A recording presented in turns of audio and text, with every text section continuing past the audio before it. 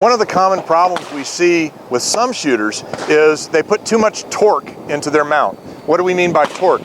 You see, I've got an empty gun. So when the shooter mounts the gun, they actually turn, I'm exaggerating here, but they turn the gun at an angle. So you can see that my barrels aren't straight up and down, they're actually at an angle.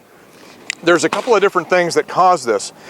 One is just a bad mount and bad form. Bad form can cause a torque problem when the right elbow or the outside elbow is raised excessively. A lot of skeet shooters tend to do this. So when you raise the outside elbow or the trigger hand elbow excessively, you have a tendency to get a little bit of torque. The way to fix that is just basically bring your shoulder a little tighter into your body, a little closer to the way the left elbow is positioned, okay? So that's one cause of torque.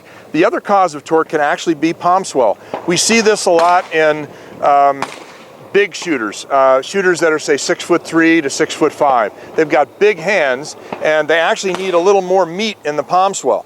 So what happens is they tend to torque the gun because their hand's so darn big, okay? If they had a little more meat in the palm swell, I'll go ahead and stick my finger in the palm swell, and you can see this will actually make me torque it the other way, okay? Because I've essentially added some meat or some depth to the palm swell, and what that does is that actually pushes the gun away from my palm. So with shooters who have a big hand, a lot of times we'll do a custom stock and put a little more meat in the palm swell to push that gun away from the palm a little bit and straighten it out. The other thing that can cause excessive torque is if the gun doesn't fit correctly in the shoulder.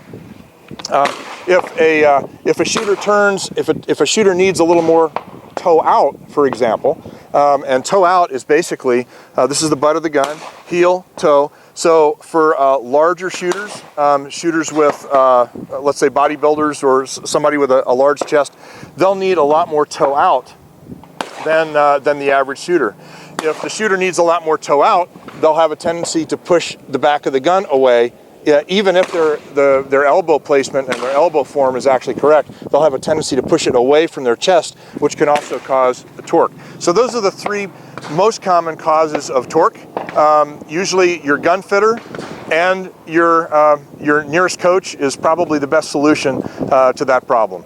This is Don Currie with another tip on gun fitting. Join us for the other segments.